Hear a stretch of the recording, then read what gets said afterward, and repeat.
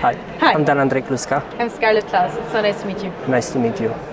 You are the CEO of this very interesting company. Exactly, yeah. Which is taking care of a very interesting material, which most of the world is not aware of.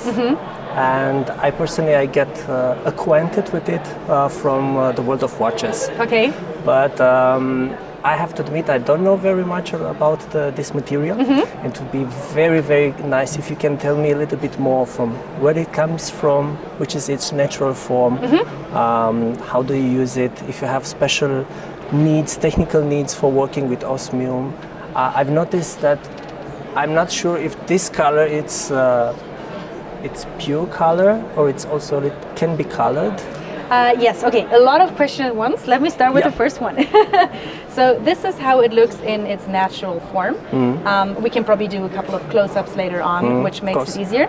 And this is also the color that it always comes in. So you can see it has a very typical bluish silver glow and it sparkles a lot. This is how it looks. You will be able to tell it's much heavier than you would think it is. This is because it is the densest material on Earth. There's nothing heavier than osmium.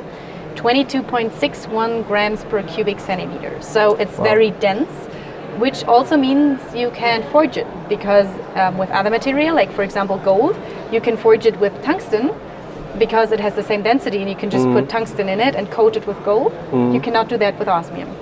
And the second reason why you can forge osmium is this crystal structure is 100% unique, like a human fingerprint. Every piece has an osmium identification code, and if you scan that, let me show you how that works.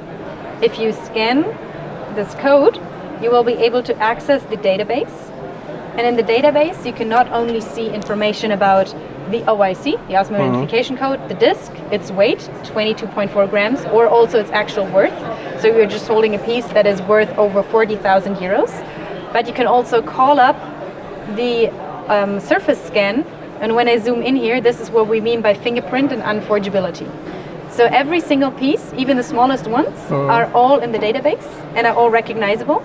So the material is unforgeable. Even if you don't have the code, you can scan the piece and then use the database to match find which one it is. Which exactly. Exactly. So in the past, for example, there has been one incident where precious metals and one piece of osmium has been stolen, and it showed up 1 year later, and we could exactly track where the osmium had been stolen and the other precious metals were because of that piece. So it's quite unique. And that's the second interesting thing about it. So it's not just very beautiful, and it's also unforgeable. And the third thing is it's the rarest non-radioactive element on Earth. So there's a few radioactive elements that are even rarer, but usually you don't do jewelry or watches out of them. So osmium is the only one that's not radioactive and can be used, and you can only mine about 1 cubic meter, meaning all the osmium that you can actually mine would fit under our table. And that's it, not more than that. So it's the rarest thing. Found? It's found together with platinum. So whenever you mine platinum, a byproduct is osmium. That way is mainly in South Africa, Canada, the Ural area, and those areas. And in every, for example, platinum ring out there, there's also a few atoms of osmium. And you have to have a ratio that is high enough so that it's worth to extract the osmium from the platinum. And that ratio is in 10,000 tons of platinum ore, 30 grams of osmium. Okay. So as you can see, it's very, very rare, which makes it obviously very interesting. So it has not only the highest density, and it's very rare, and it looks very beautiful. It's also unforgeable, and it has the highest value density of all the materials. That's very interesting. Yeah. The reason you already said in the beginning, not so many people have heard about it yet, is in its raw form, it is toxic or hazardous to health. And this crystalline form, as you can get, I already put it in your hand, it's not toxic anymore. In the crystalline form, it is not toxic and it's rendered beautiful. And this has only been around for a couple of years because the process is very new. So the crystallization became possible in 2014. The first tangible asset investment, so like people who use it like a gold bar, who just buy it and put it in their safe, that has been around since 2017, when the German Osmium Institute has been founded. And the first jewelry pieces, which we're exhibiting here, they are there since 2020. So we're talking a brand new market that has only been around for about 2.5 years now. Very interesting. How do you came up with working with Osmium? Me personally? Yes. Oh, that was actually a pure coincidence. I was working for a German science TV company, and with working with them, I stumbled across the topic that now you can crystallize osmium, and it's not toxic anymore, and it's starting to do beautiful.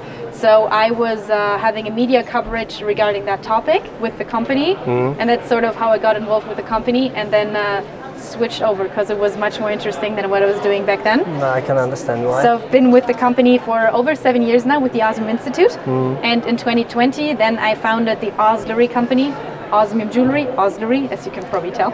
Yeah, it's been around for 2.5 years now, and it's going great. We have a lot of partners that we're working with. The first big brands are using it, Hublot, Elise Nardin, Chapek. So you have a little bit of monopoly in this area. We do, yeah. So the Osmium Institute, definitely. Every single piece of crystallized osmium is coming from Switzerland, where it's being crystallized. It's brought to the German Osmium Institute, from where it is certified, so where it gets the code that we just saw. And from there, it's being distributed to the world. And the German Osmium Institute has the monopoly on the database, so every single piece is entered into the database in Germany. And Oslery was the first jewelry company to work with it, but now more and more brands emerged. So there's no jewelry monopoly on it. It's just we were the first ones in the market, and we're now supplying the big brands with the inlays. Nice, very nice. It's a very good looking metal. Oh, I'm glad you like it. Yes. Can you show me some of the applications you have? Because it's not only jewelry or watches, I see also some technical application word. Yes. Which is, let's say, not very obvious. So basically what you can do with osmium is you can create any surface that you want to have covered with something expensive, you can use osmium for. So right now, for example, in Austria, the most expensive violin ever has been created using 500 inlays of osmium, which have been put on the instrument. Okay. So you can just make everything more expensive by coating it with osmium. With osmium. So you have here. So here, for example, we have 100K headphones. 150K. 150. Close though. Oh. Yeah. So those are osmium discs, and they are inserted into the headphones. And here we're talking about roughly 150,000 euros. Then we also have the smaller in-ears, which are at 20,000 euros. And then, for example, there's the first companies who are doing golf markers with it, so which looks beautiful when you put it at the end of the last hole. You put it there to putt, and it sparkles in the sun. It's not without reason called the sunshine element. So you can use it for everything that you want to make prettier, more expensive, more luxurious. For example, also domino stone. But you're limited by osmium. You're limited by the plate of crystallized metal. Exactly. You cannot shape it. No, yes-ish. So you cannot bend it. That cannot be done. You always have to insert it flat. But if you have like unique or intelligent designs, you can create the illusion of a shape. So for example, if we go one showcase further, what you can see here is that it looks like the osmium is going around the piece, but actually it's a lot of small single little pieces. Exactly. Mounted in a invisible mount. Exactly. So that's how you can create any sort of shape that you want, and you can cut it into any shape that you want. So if you take a look at the elephant here, for example, that inlay was specifically cut only for this elephant. And this is what the Oslery company is doing. So we're supplying people who want specific inlays with those inlays. If it's standard pieces, like for example, we call these osmium diamonds, they don't have anything to do with carbon. It's just that they look like a diamond in the first glance, which is why they're called like that. Those are standard pieces, and you can just buy them in an online shop. But whenever it's more like unique or specific pieces, or for example here in the Aqua Wave, that's the ring on top that has already won a couple of prizes. It's from the UK. The designer is Miriam Salazos, and she has already won a couple of prizes with it, and that drop of osmium in the middle, that is also a specific cut. But I'm curious some physical properties. So to understand it's breakable, you can just break it by force, by bending. Exactly. So it is quite hard. It's not as hard as a diamond. On the Mohs scale it has 7.5, but it's brittle. So you got to be a little bit careful with it. If you let one of these small Osmium diamonds drop, nothing's going to happen. But if you have a larger piece and you start like breaking it, the crystals will start interfering with each other, and after a while you will be able to break it through. So when setting it, you have to be a little bit careful, not overly careful, but a little bit. Me, myself, I'm not a goldsmith, but I have been told by goldsmiths that the best comparison is setting a brittle gemstone. This is how basically how it works. Understood. Can you coat it for like pulver deposition, PVD to have other colors?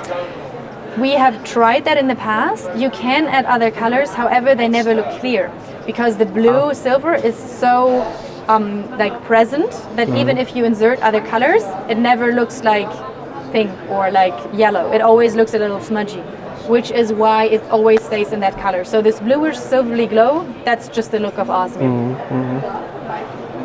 It always be true to itself. Exactly, always be true to itself, correct.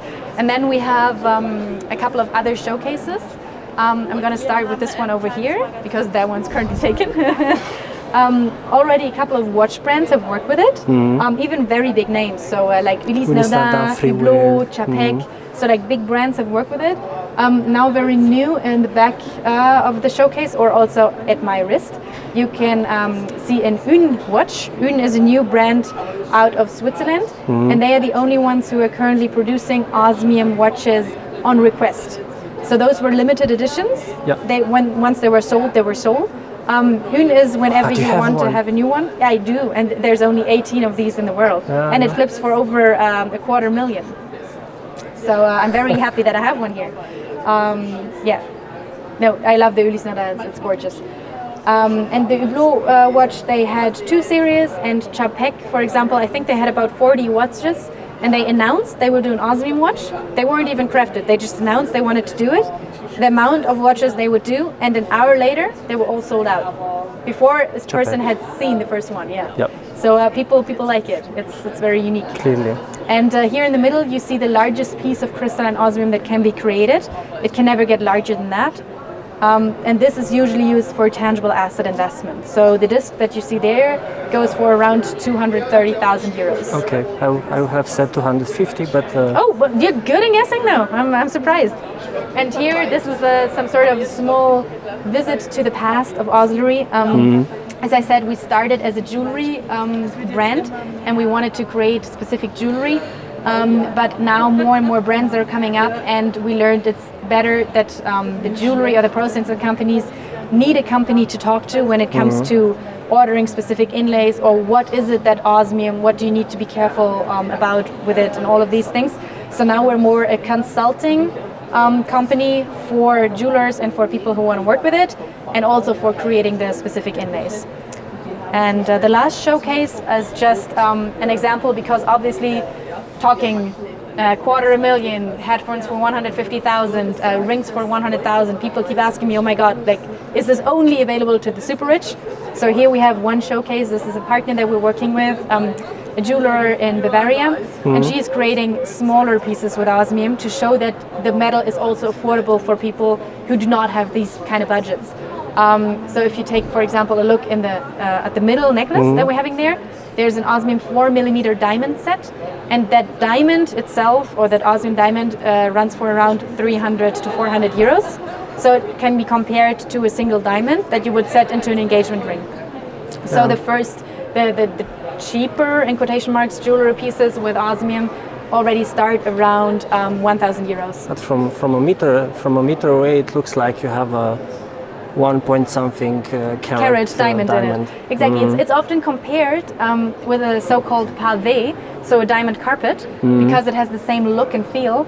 However, a pavé, the worth comes from setting the little stones and not from the material itself, because it's only pieces or fractions of a carat. But with Osmium, the worth is intrinsic, so it's in the material, and that is what makes it interesting. And obviously now, currently, where the diamonds are in general like in discussion, because synthetic diamonds, are they better, are they worse, where should be the pricing, you know, like a lot of people are turning to Osmium as an interesting alternative or addition.